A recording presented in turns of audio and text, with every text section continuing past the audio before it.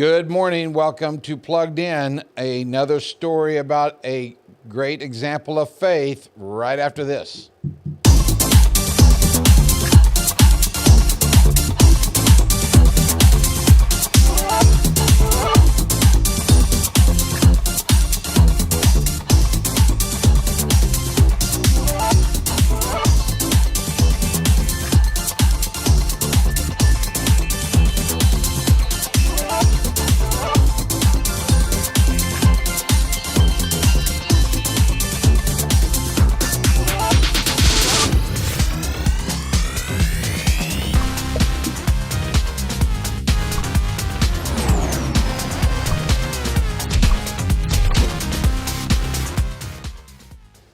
And good morning once again. We're glad you're with us. It is a Monday, kind of rainy, and congratulations to our recent graduates. And I'm sure some of them are sleeping in right now because they probably had project graduation. We had 4 kids that went through that, and it was a fun night and a safe night for them, but I'm sure that they are sleeping it off a little bit, but congratulations again to them. If you want to turn to Joshua chapter 2, just a short story this morning from that chapter on the most unlikely, you might think, of individuals that God would choose. When you think about it in the way how we choose people, God has a tendency to pick those who we would reject. People that we would push to the sidelines. We got to understand that not every person that he picked, obviously, was a saint. They all had their own little problems, their own little issues. But I think when we see and read this story of Rahab in chapter 2 of Joshua, we sometimes sit back and just go, wow, God, really? That's of all the people that you picked, that is who you picked.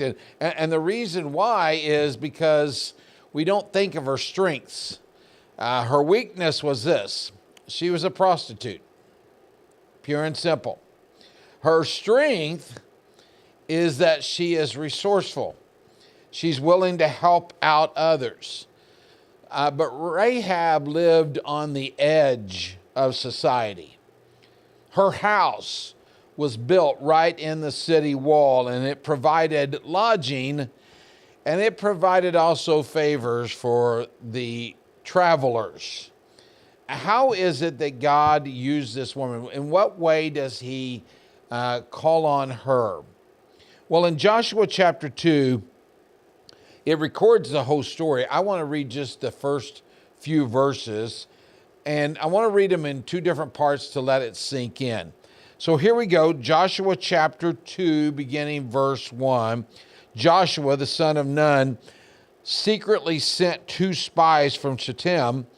Go, look over the land, that is the land of Canaan, that is the promised land. Especially, I want you to look over Jericho, he says. So they went and they entered the house of a prostitute named Rahab, and they stayed there. Now, I don't know who gave them that idea to do so, but it was actually pretty strategic on the part of the spies, because she had a place where people were coming and going. So it wasn't going to really draw a lot of attention to the authorities, to the guards, or whoever. They were just used to people going in and out of her place. And so they picked her spot. Now, it could very well be that they'd been given insight by God prior to that, but that's all in verse 1. And here's what happens. Verse 2, the king of Jericho was told, look, some of the Israelites have come here tonight to spy on the land. So the king of Jericho sent this message to Rahab: bring out the men who came to you and entered your house, because they've come to spy on the whole land. And in other words, I know what your business is, Rahab, but your business is not to give aid to the enemy. Okay? And so we need you to turn these men over. This is what happens beginning verse 4. But the woman had taken the 2 men and hidden them. She said, yes, the men came to me, but I did not know where they had come from. Now that might partially be true. Okay, that part might totally be true. They might have not told her the whole story. But at dusk, this is what she said, at dusk, when it was time to close the city gate, they left. I don't know which way they went. Go after them quickly. You may catch up to them. Parentheses. But she had taken them up to the roof and hidden them under the stalks of flax she had laid out on the roof. Every time I read this, I'm thinking of that time in history that we read about during World War II, where the Jews were being taken off to concentration camps, and those who were trying to rescue them or save them would hide them in their homes. And when the authorities would come to those homes, they would speak a lie. No, we don't have anyone here. I've not seen anyone. They were doing that to protect them. That is what Rahab is doing on behalf of these spies. Verse 7, so the men set out in pursuit of the spies on the road that leads to the fords of the Jordan. And as soon as the pursuers had gone, then the gate was shut.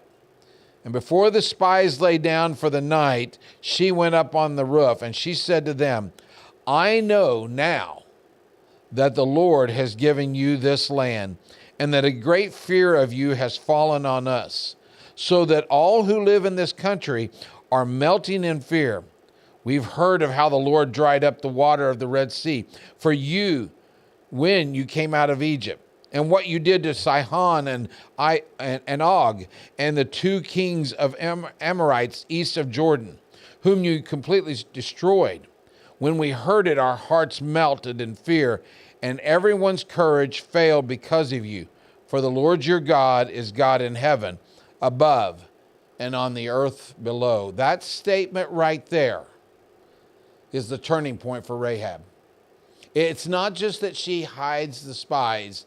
It is right there when she makes that confession of faith, knowing who God is and what God can do. And it's there that she begins to barter with the spies. Hey, I have saved you.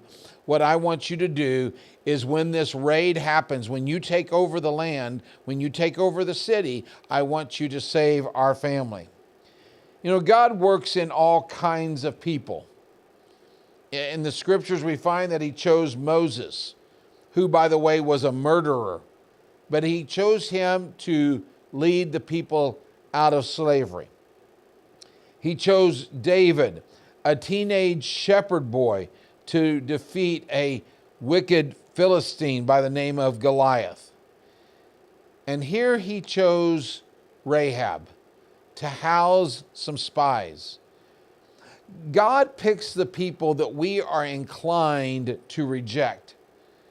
Rahab was eventually rescued along with her family.